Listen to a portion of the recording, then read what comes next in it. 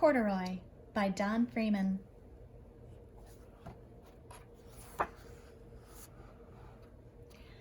Corduroy is a bear who once lived in the toy department of a big store. Day after day, he waited with all the other animals and dolls for somebody to come along and take him home.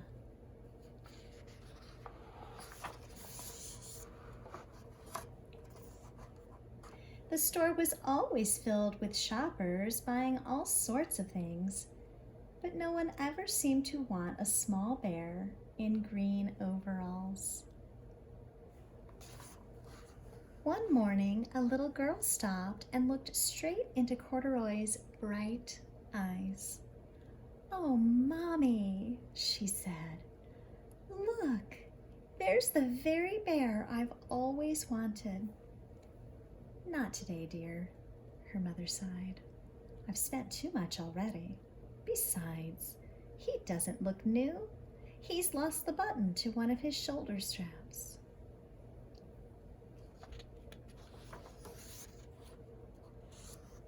Corduroy watched them sadly as they walked away. "I didn't know I'd lost a button," he said to himself. "Tonight, I'll go and see if I can find it."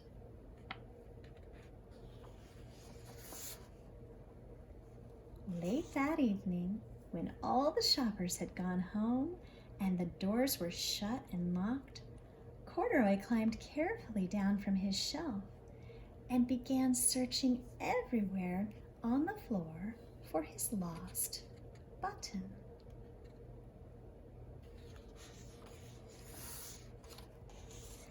Suddenly, he felt the floor moving under him. Quite by accident, he had stepped onto an escalator, and up he went. Could this be a mountain? He wondered. I think I've always wanted to climb a mountain.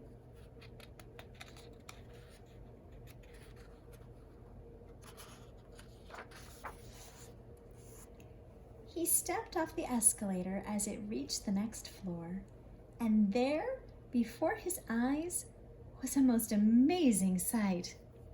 Tables and chairs and lamps and sofas and rows of beds. "This must be a palace," Corduroy gasped. "I guess I've always wanted to live in a palace."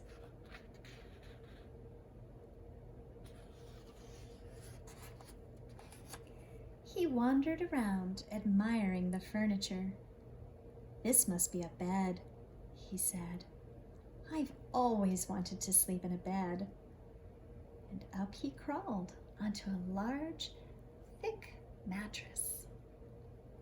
All at once, he saw something small and round. "Why, here's my button," he cried, and he tried to pick it up. But like all the other buttons on the mattress, it was tied down tight. He yanked and pulled with both paws until pop! Off came the button. And off the mattress, Corduroy toppled, bang, into a tall floor lamp. Over it fell with a crash.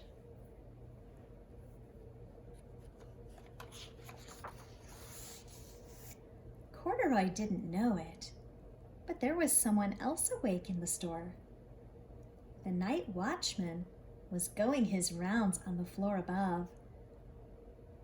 When he heard the crash, he came dashing down the escalator. "Now who in the world did that?" he exclaimed. "Somebody must be hiding around here."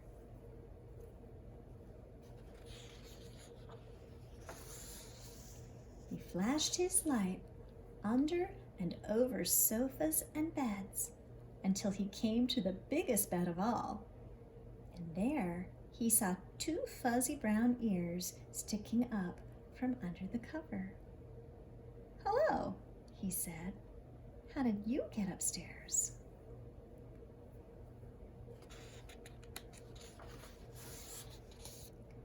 The watchman tucked Corduroy under his arm and carried him down the escalator and set him on the shelf in the toy department with the other animals and dolls.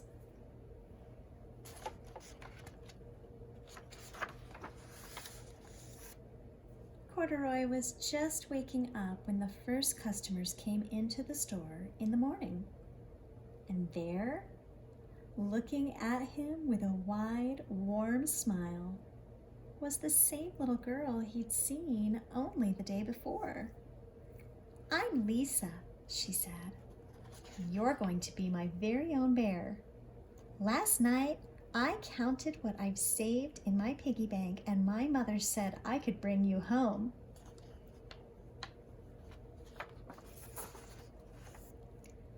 "Shall I put him in a box for you?"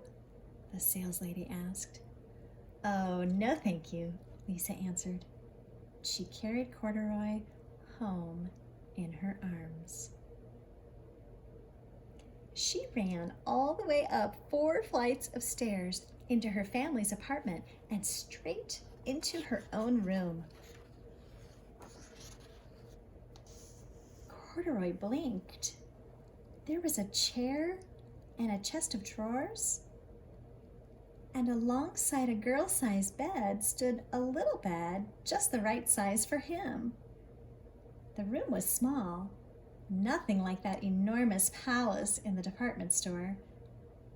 "This must be home," he said. "I know I've always wanted a home." Lisa sat down with Corduroy on her lap and began to sew a button on his overalls. "I like you the way you are," she said, "but you'll be more comfortable with your shoulder strap fastened."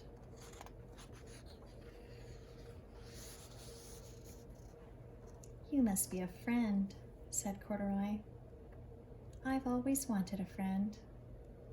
"Me too," said Lisa, and gave him a big hug.